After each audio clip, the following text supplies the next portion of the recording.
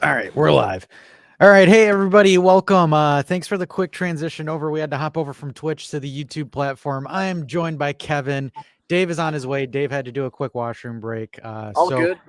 Yeah, Dave's going to be here. Farhad might actually jump in depending on whether or not he's available to click on the link.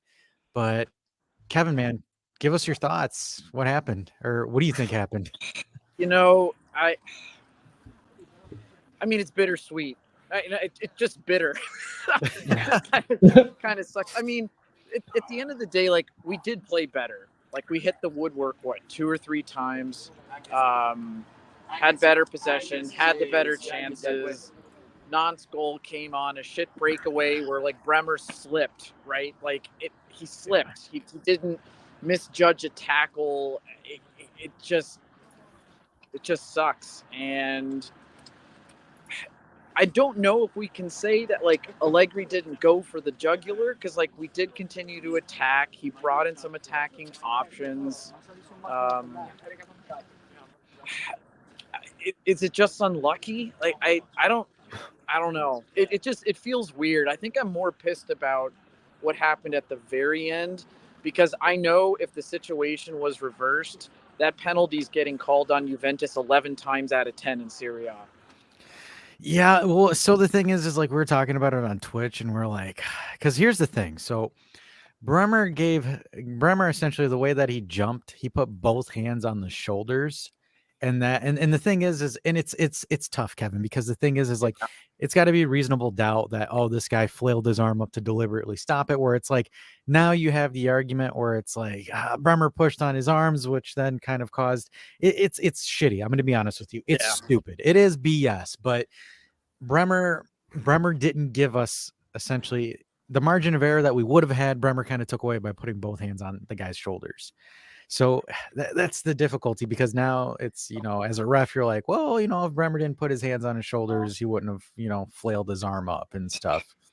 So yeah, I mean, I just know how things have been called against us. No, I totally get it. And the thing is too, and we were seeing it on the Twitch where everyone's like blaming Allegri. I'm like, dude, I don't think you can blame him, because, No. is Allegri telling the players to ding the post? I mean, like, for example, what are the odds of Chiesa's shot getting a double post, a crossbar and the post all in one go? That I saw that shot and I'm like, you got to be kidding me. And then, like, for example, you have the Di Maria corner kick that hits the crossbar.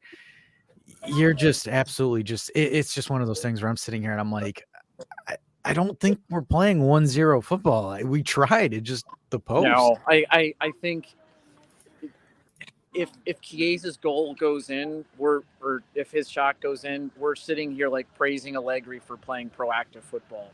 It's a matter of 2 centimeters that made a difference there.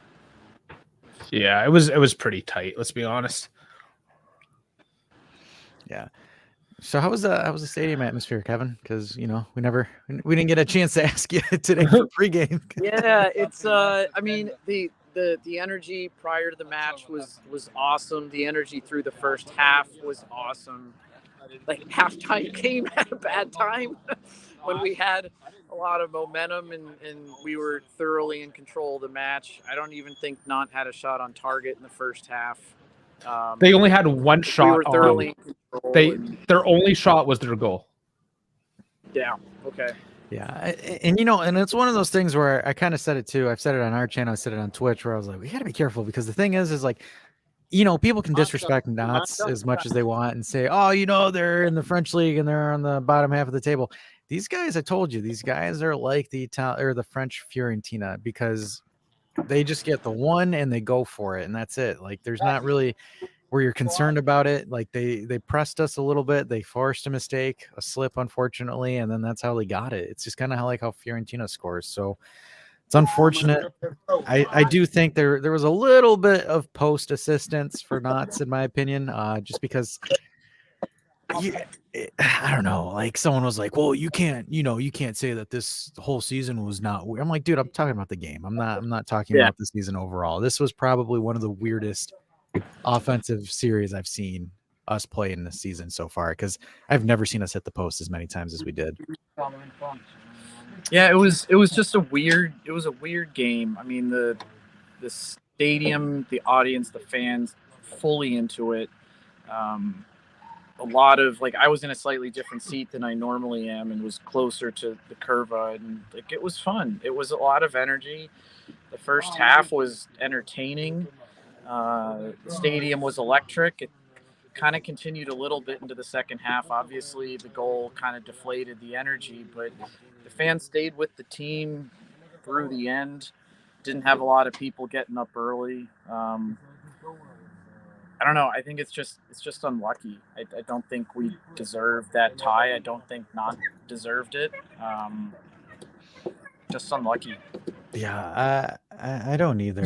And we can sound petty about it whatsoever, but like I'm just kind of like it's just one of those games where it's just super frustrating where you just get cheesed on, and this is the definition of cheese per se. Because it's I don't know. The one thing though that I kind of have to give Juve a little bit of flack for, or some objectivity, is I don't know what happened after that goal. It just they kind of forgot how to push forward. I mean, they had their instances, but like you look at it, and I think it's once they started hitting the post consistently in their head, they're just like, well, shit, what do I do at this point?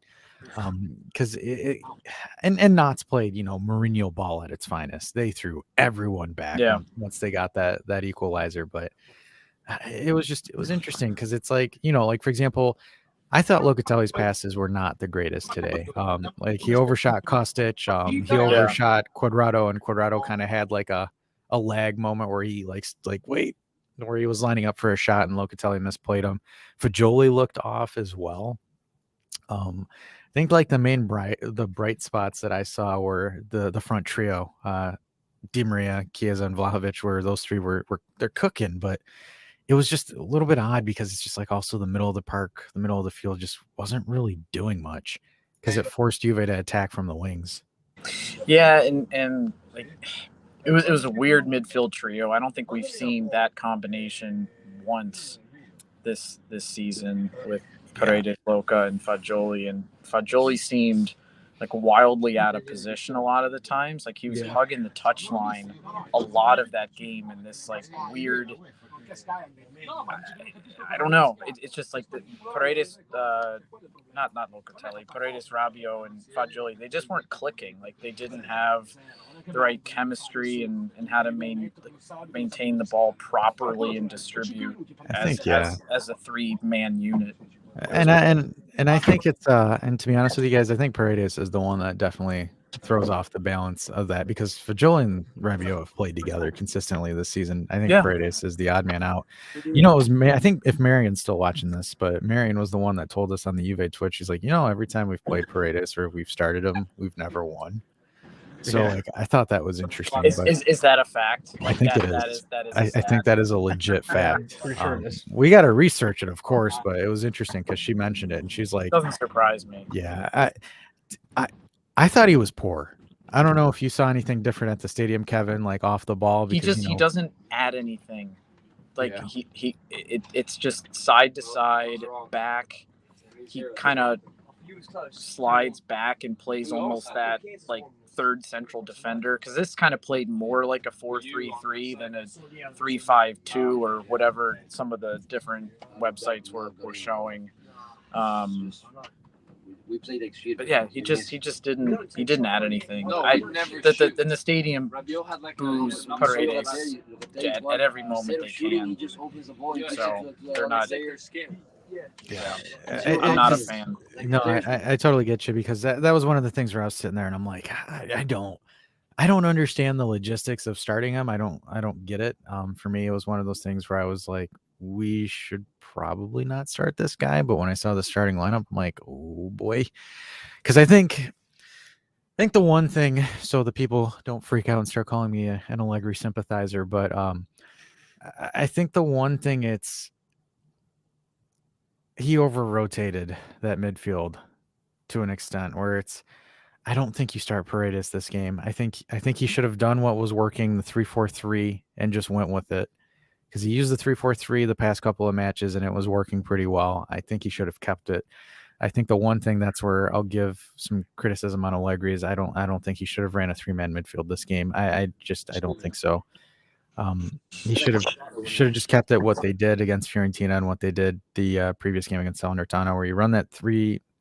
It's like a 3-4-2-1, where you had Fagioli and you had Rabiot as your double pivot, flanked by either it was going to probably be De Sciglio and Kostic on the left and De Sciglio on the right. So it just because the thing is with and Alessio made a good comment here where he says Loca couldn't match the pace of the game when he got subbed in. Yeah, because you could tell. I mean, Loca to me isn't a player you sub in. Just because it looks like it takes him a couple minutes to really get tuned into the match. Like Loca isn't one of those super subs that that you just throw in off rip. He's one of those guys that you start him, he builds up a little bit with a couple of touches, a couple of movements, and then he gets to that high tempo. Where if you're subbing him in, I think he kind of lags a little bit on, like we saw it, slow tempo, not in shape per se for the game because he's coming in at a high tempo moment. Alessia also says Fagioli wasn't great today. Not that Paredes and Rabiot and Loco were any better. That, to be honest with you, I hate throwing the finger, but I think Paredes dragged that midfield down.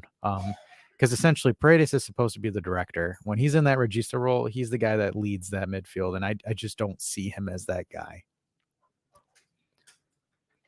This kind of exposes another weakness, though, is the rotational squad. Yes. Like if you can't rely on Paredes, for example, to come in and rotate, I don't know.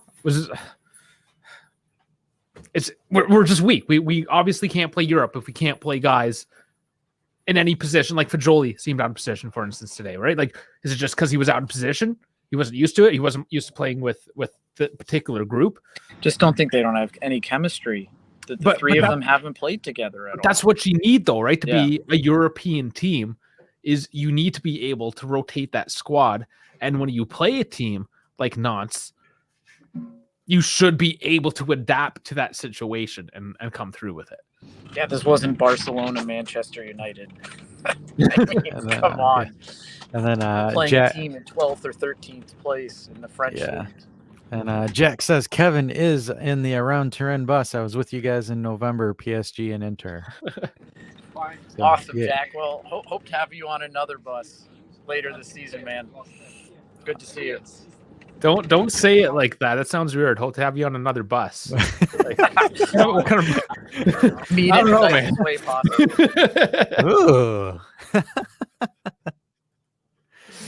I was gonna say, where's my Michael Scott button when I need it? It's like somewhere over here. You got it buried. Yeah, because we got a bunch of music, we got a bunch of new sound bites. I need to organize these sound bites, man. Yeah, they're a mess. Oh, there we go. That's what she said. That's what she said. There we go. There's my final thought here around like the formation and structure of the team is, I don't think Allegri feels comfortable putting Kostic out on the field when Chiesa and Di Maria are there. I don't think he feels comfortable with Chiesa and Kostic both on that left side and how he structures the rest of the team if they're in the starting lineup. Well, it makes sense because Kostic, again, is the guy that pushes forward and makes the offensive threat, and then Chiesa does the same exact thing, where then you have grouping, per se. It's difficult because, like, for example, they both kind of do the same thing. Because, like, if you guys saw Chiesa this game, Chiesa was drifting wide and hugging the touchline, trying to expand the game. Well, that's what Kostic does as well. So now you have two guys that kind of have the same MO, and, people don't take me out of context and say that they're same skill level. That's not what I mean. But it's more so going to be what they kind of do and how they dictate their game. So with those guys opening up the field width-wise, the way that it really gets utilized to the best is when they're on opposite sides of the pitch. Problem is you have Di Maria, and I know what Allegri's doing. Chiesa on the left for an inverted wing with his right foot. Same thing with Di Maria on the right with an inverted, because it gives you a dual option, a shoot/pass option. Problem is with that is, now what do you do with Kostic? Because the thing is Kostic defensively isn't the greatest player defensively, especially if he's caught on an ISO. So now you're kind of like, well, where does he go? And this is one of the things where this squad composition is one of my biggest criticisms for the club, is the amount of the player personnel doesn't make sense because you barely have enough for a 3-5-2. You barely have enough for a 4-3-3. You have no depth. You can run the formation. Is it perfect? No, because a lot of players are hybrid players playing a secondary position, not a primary position. So, and this is something like I can't cry all day about because, it's gone. There's no transfer market. The transfer markets are done. But it's just one of those things where going into the season, some of the departures, like for example, Cambiaso, and I'll even say Pellegrini, but like some of the departures that we had just didn't make sense, and some of the arrivals that we had didn't make sense, and like, and it's like, and it's not me going after Kostic or anything like that, but like Kostic was originally supposed to be a Chiesa replacement until Chiesa got healthy, and then they would kind of rotate between the two. That's what I think the initial game plan for Juve was, but and then now they started running this 3-man defense, and they're running wing backs where it's like, oh crap, we might actually need to play Kostic more consistently. And then now you have the big question of Chiesa, because this whole issue started when Juve switched to the 3-5-2, because originally it was a 4-4-2. Oh yeah. Yeah. So it's like it's really odd. It's just a really weird setup. And Bones says, you mean like Paredes as a weird incoming? Jack wants to follow up and say they played great today, but I'm afraid of the Maccabi scenario. Good game at home, but a meltdown away. He brings up a valid point. And to be honest, and that's the same thing for the league as well, guys. Until we get a quality win away, that's going to be something that kind of gets loomed over this team's shoulder, because what was the highest ranked team that we've played away so far? And it was Napoli. We got blasted 5-1. We went to Fiorentina. We tied 1-1. It was uninspiring. So our away record isn't the best. I mean, like Salernitana was a step in the right direction, but this is going to be something interesting because we're going to be playing Lazio and Inter away as well, and Roma too. So we're going to be playing those games away as well. So Jack does bring up a good point with that there. So it's going to be definitely something we're going to need to watch out for. The one thing though, I think one of my final thoughts on this was that it's irritating because we've always somehow for the last 6-7 years, we have started the first leg of a Champions League or a European, because we're in Europa. We've started the first leg of a European tie, absolutely garbage. And this is Allegri, Pirlo, and Allegri 2.0. So like you can't even say, oh, this is, the Allegri thing. We started like shit against Lyon. We started like shit against Porto. We started crap against Villarreal as well last year. Ajax. Yeah. Even Real Madrid, even Atletico Madrid that same season, Kevin, we lost 2-0 in Madrid. So yeah, good point. So there's that, and then also here's the crazy thing too. 2018, we tied Tottenham 2-2 at home in the round of 16 first leg. We had some Dybala magic and Higuain magic to save that tie in England, but this is one thing that's ever since we went to the Champions League final, we have not started off a round of 16, or in this case, the round of 32 well. So I'm hoping that the return game in France, that we're able to do something here, kind of to break this duck, because I think this duck is really starting to affect the team really bad, especially this first round European. Because guys, look up the stats too, chat. Like, we have not done well in our introductory knockout stages in Europe for at least 5 years. Yeah. I mean, but it's simple. You just got to win. You don't have to worry about away goals. You don't have to worry about any of that. Just go and fucking win. Bend him over. And he missed the soundbite again. Okay, so, jeez, sound like the guys on the bus too were yelling about the game as well. Yeah, no one's happy here, huh? Disappointing game. Came all the way from Sweden just to see you play like this. Yeah, I gotcha. Jeez. Well, there's a round turn for you. That's a cool little glimpse into the bus. Yeah, I love how Buddy Bisatti just shakes his head. He's just like, nah. He's like, I don't want to be a part of this. It's just nah. Like, no, man, I'm done. I'm done. I'm gonna go home, take a nap. Yeah, but it's 12:30 here. We're going home and going to bed, or 11:30 rather. That's true. That's true. That's true. That's true. So yeah, Kevin, I wish it would have been better circumstances for you, because it's a lot more fun when we win, and you're a lot more lively. You're a lot more lively when we win too. Yeah, that should be the party bus. I'm tired and deflated.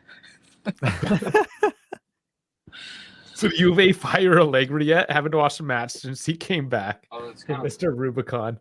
No, he's. I mean, I guess he can continue to not watch. Yeah, you can continue to not watch because he's still there.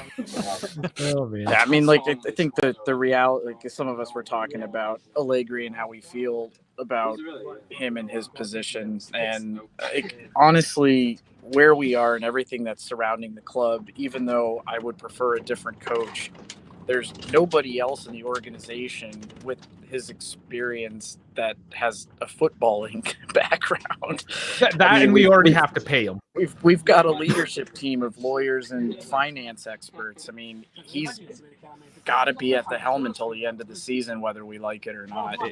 And if we are truly going in on like the Ital Juve, and we're going to invest in youth and build a system, we're going to need a different coach. Allegri's not the guy to usher in a new era and manage and make youth players better. He's not. Yeah, he's a stability guy, in my opinion. I think he's right now just hold the ship steady, and then what happens later happens later. Because Sarri didn't have the respect of the locker room. Yeah, nobody respects Sarri. Look at Lazio. Yeah, that's getting a bit trolly with the I don't know if that's for real or if that's a troll, because like nobody respected the guy. The guy's a bum. I mean, I'm sorry. Like you look at him at Lazio too. He's still a bum.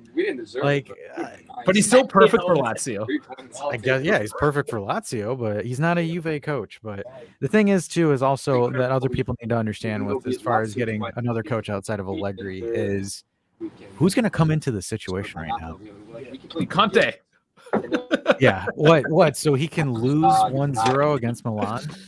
No, Conte's toxic. He's a joke. And the thing is, so I saw somebody make the comment that every Juve player that leaves does better. Hey guys, did you watch Kulusevski lay a goose egg last night against Milan as well? That crappy Milan that got blanked for 5 with Sassuolo.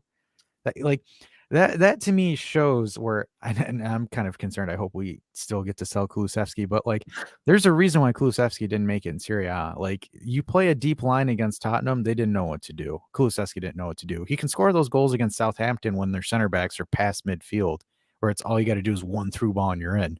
But yeah, I thought it was an interesting comment when someone's like, oh yeah, every player that leaves Juve drastically improves. I'm like, you guys have not seen Kulusevski, because he is on the verge of getting benched again.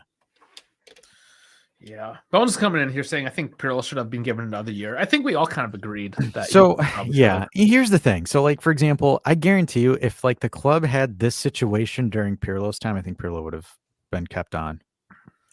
Like if this whole Plus Valenza, this whole scandal crap happened when Pirlo was manager, I think he would have still stayed. Would we have done well? I don't know. I can't really argue for that. Last time I checked on Pirlo, he was in the Turkish league, almost about to get relegated. So yeah, he's not really proven himself. Yeah. I think it's just it sounds good to have him. Like there's nostalgia there. That would be the And Pirlo got out coached by more seasoned managers as well. Like we have to take that into account. And you got to remember too, Ronaldo saved Pirlo a lot of times that season with a lot of last minute goals. Like I think standings wise, we would have been a lot worse if we didn't have Ronaldo with us. Scoring all those last minute goals in that dreadful orange dead cheetah jersey.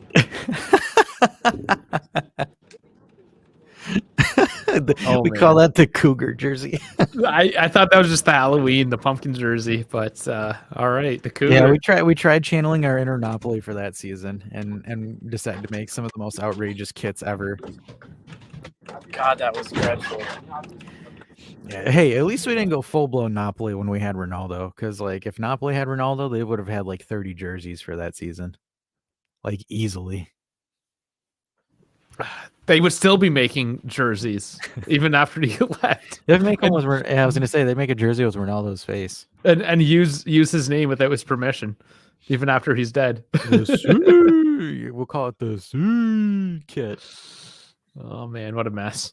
But I think we'll Yeah, my wrap up. company just showed up. I do kind of have to go. Yeah, so I guess we'll wrap it up.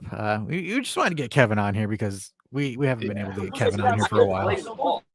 Yeah, for sure. And we do enjoy having you on, of course. Like Yeah. live from the I mean, back. I would prefer different circumstances. Yeah. I Of get course, to breathe a little bit over the course of this next week with the next Yeah. 2 matches are away, right? Spezia, then the return leg of this. Yep, and then we'll be back home later. But because unfortunately, it's just because we're obligated by Twitch to do some of these games, so sometimes we don't get to work with Kevin, and we're just kind of like That's crap. awesome, though. That's Yeah. awesome. But still, man, the content that you give us from the stadium is probably like some of the best stuff ever. Like the one that you got from the previous weekend with the fans singing the anthem was like dope. Oh yeah, that was because good. it was beautiful quality, beautiful audio as well. Yeah. So it was a content gold. It was a chef kiss. It's chilling. It gets me every time. Man. Every time. It's something to Bones fell experience. asleep on the keyboard. It's like, hey guys, super chat, $50 super chat from Bones. Oh, that'd be amazing. Sorry, guys. All right, let's sign this off before I get in let's trouble. sign this See you off. both. Alrighty, everybody. Thanks, guys. I gotta hit the music. Oops. Hit it. All right, here we go. You got the music? You want me to do the background? Or you got the background? Yeah, I'll get back. All right, cool. Hey, everybody. Thanks for checking in this impromptu post-game live reaction thingamadoodle live. We had to get Kevin on here, so we brought Kevin in because we love Kevin. But anyways, guys, check us out on the weekend. We're going to be doing Saturday where we'll be breaking down this game a little bit more in depth. We'll be talking about the post-Nantes game, and then we're also going to be doing some Spezia pregame. Guys, we will not be doing a Spezia watch along because we're going to be on Twitch. So check out Twitch there. Talk Juve on Monday, and some more stuff to come. So sorry for the result, guys, but we move on. We got another game. We'll catch you on the next one. Kevin, thanks for joining. He's gone anyways. So love you all. Take care. See you soon.